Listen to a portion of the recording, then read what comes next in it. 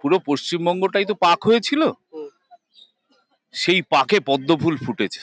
ক্যামেরার সামনে পেছনে যারা প্রত্যেককে নিয়ে যে খেলা খেলেছেন, সেই খেলার দিন শেষ। এটা শুধু বাংলার মানুষকে প্রতারণা করেছে তা নয়, এটা নিজেকে নিজের সঙ্গে প্রতারণা করা হয়েছে। এই যে একটা কথায় বলে না, যে ছাগল দিয়ে লাঙল চাষ হয় না, লাঙল চাষ করতে গেলে বলদই লাগে। প্রধানমন্ত্রী একটা কথা বলেছেন, না খাউঙ্গা না খানে দুঙ্গা। মানে এত নোংরা রয়েছে না, সেটা একদিনে এক মুহূর্তে সাফ করা সম্ভব না। নমস্কার, আপনারা দেখছেন দ্য ইন্ডিপেন্ডেন্ট বেঙ্গল। আমি শিবম। সময়ের নিয়ম অনুসারে বঙ্গ রাজনীতিতে এসেছে পরিবর্তন, কিন্তু সেই পরিবর্তনের হাওয়ায় টলিউড কি লাভবান হবে?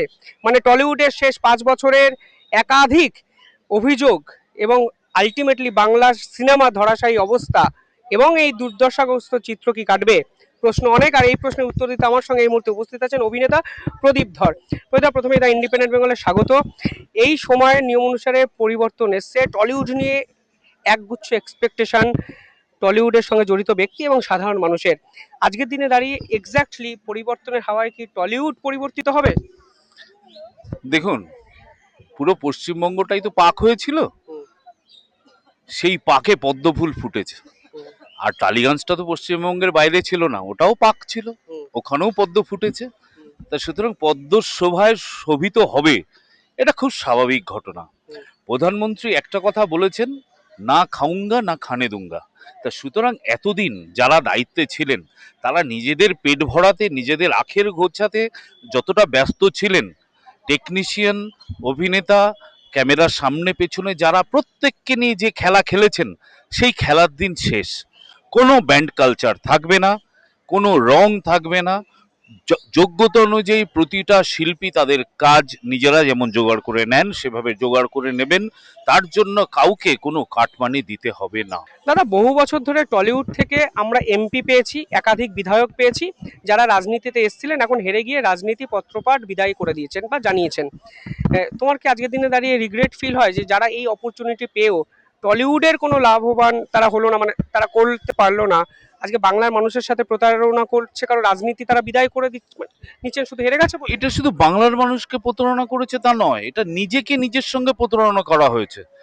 যে পশ্চিমবঙ্গের টলিউড থেকে সারা ভারতবর্ষের সিনেমা শিল্পটা শিখেছেন, পশ্চিমবঙ্গ থেকেই সারা ভারতবর্ষের সিনেমা শিল্পটা কিন্তু তৈরি হয়েছে।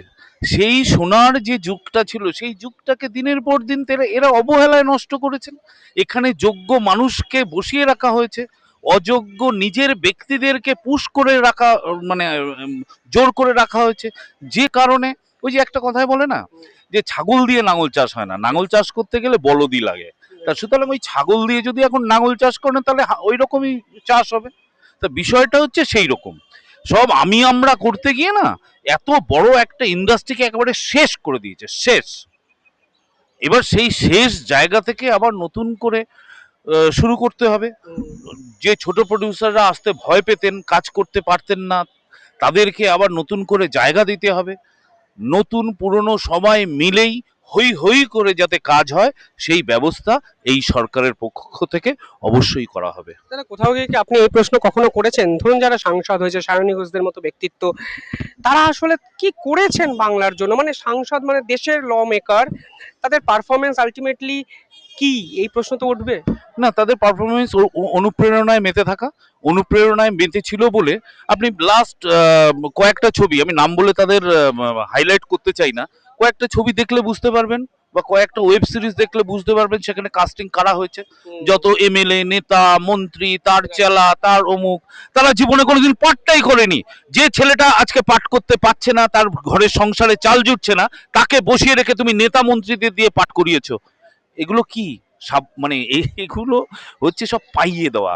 সুতরাং এটা একটা বললাম আমি, এই রকম প্রতিটা ক্ষেত্রে পাইয়ে দেওয়া রাজনীতি চলেছে। যদিও এইখানে রাজনীতির কোনো জায়গা নয়, কিন্তু সেখানে রাজনীতি জোর করে ঢোকানো হয়েছে, যার ফল আজকে এই পাক। পাপ মুক্ত হবেই, আপনি কতটা আশা, পাক মুক্ত হবেই।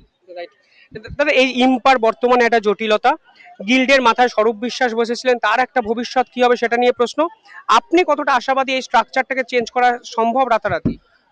দেখুন, মানে এত নোংরা রয়েছে না, সেটা একদিনে এক মুহূর্তে সাফ করা সম্ভব না। সাফ শুরু হয়েছে, অবশ্যই সাফ হবে। অত্যন্ত আশাবাদী, সাফ হবে, পরিবর্তনের বাংলায় টলিউডও পরিবর্তিত হবে, পরিষ্কার জানিয়ে দিলেন অভিনেতা প্রদীপ ধর। অত্যন্ত ধন্যবাদ দাদা, ধন্যবাদ আপনাদেরও। দেখতে থাকুন দ্য ইন্ডিপেন্ডেন্ট বেঙ্গল।